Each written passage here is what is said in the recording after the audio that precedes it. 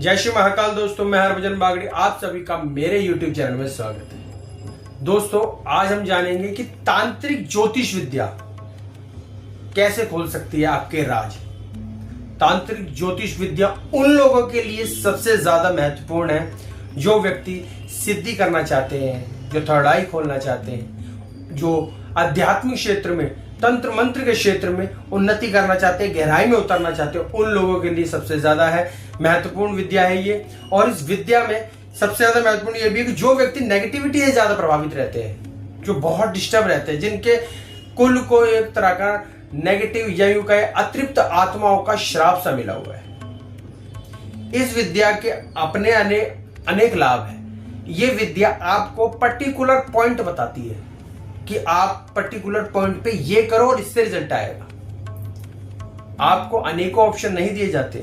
और इस विद्या से एक अलग तरह की क्रियाएं, गुप्त उपाय प्राप्त होते हैं जो सिर्फ और सिर्फ व्यक्ति विशेष के लिए होते हैं। आप सिर्फ आपके लिए ही एक उपाय निकाला जाएगा, वो दूसरे के लिए काम नहीं करेगा, सिर्फ आपके लिए ही काम करेगा।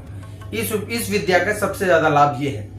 इस विद्या को समझते हैं। इस विद्या से अगर कोई व्यक्ति अपनी थर्ड आई यानी कि तीसरा नेत्र खोलना चाहता है और वो चाहता है कि उसका जल्द से, तो वो इस विद्या के माध्यम से ये पता लगाया जा सकता है कि इस फला व्यक्ति को पर्टिकुलर कौन से मंत्र का जाप करना चाहिए या कौन सी क्रिया करनी चाहिए जिससे इस व्यक्ति का जो थर्ड आई खोलने की चाह है वो पूरी हो जाए। थर्ड आई खोलने के बाद अब इस व्यक्ति को कैसे उपाय करने चाहिए, क्या करना चाहिए। अगर आपने पूर्व जन्म में कभी थर्ड आई खोली है तो आप थर्ड आई खोलने में जल्दी कामयाब हो जाएंगे। लेकिन अगर आपने थर्ड आई पूर्व जन्म में कभी नहीं खोली, कई जन्मों तक आपका अध्यात्म से कोई लेना देना नहीं रहा, तो व्यक्ति को मेहनत करनी पड़ती है।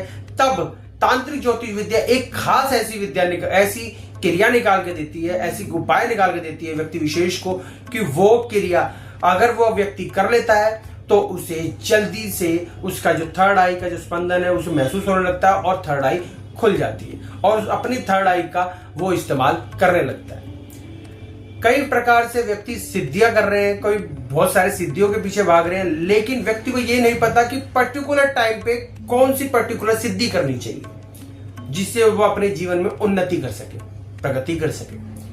तो ये तांत्रिक ज्योतिष विद्या भी व्यक्ति विशेष के लिए देखकर यह बताती है कि इसके भाग्य के हिसाब से अभी के लिए कौन सी सिद्धि करना उचित रहेगा जिसका ये लाभ ले सके। उदाहरण के लिए अगर व्यक्ति आदिशक्ति का उपासक है, वो आदिशक्ति की आराधना बहुत ज्यादा करता है और वो आगे बढ़ना चाहता है, वो चाहता है कि और सिद्धियां उसे प्राप्त हो और उसे मार्गदर्शन, तो तांत्रिक ज्योतिष विद्या के आधार पर यह देखा जा सकता है, यह बताया जा सकता है कि उसे क्या करना चाहिए।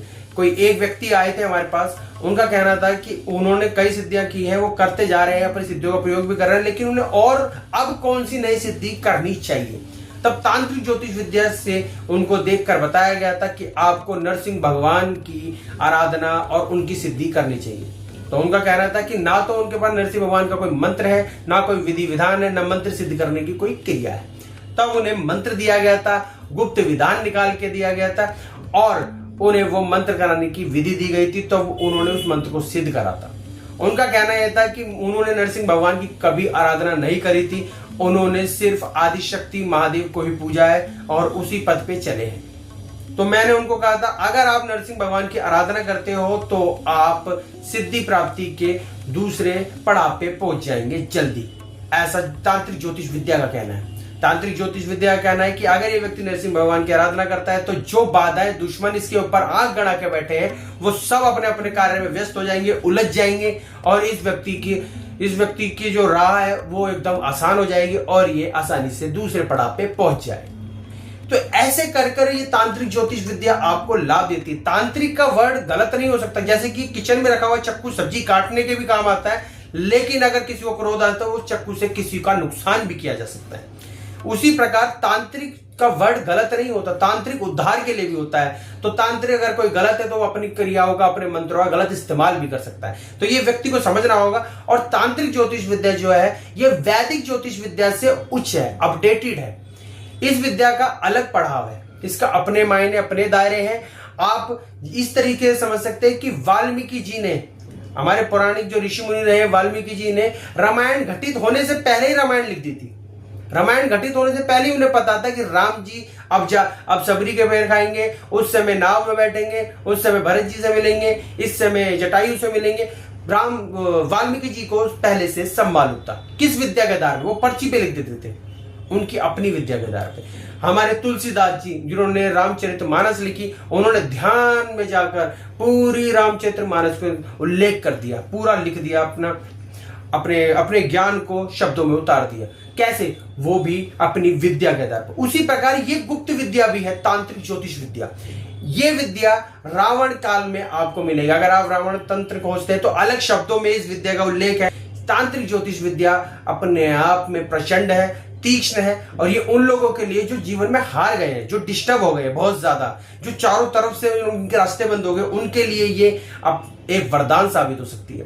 तो ये विद्या का लाभ हर व्यक्ति के नसीब में नहीं है दोस्तों, मगर जिनके हैं वो लाभ ले रहे हैं।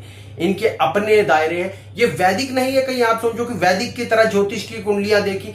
कुंडली तो देखी जाती है, मगर कुंडली देखने के आधार पर ध्यान में ही व्यक्ति देखता रहता है और उसके एकदम थॉट में अलग तरह की क्रियाएं मौजूद होने लग जाती है, दिमाग में आने लगती है, और व्यक्ति को बताया जाता है कि आप फला उपाय आपको करना आवश्यक है।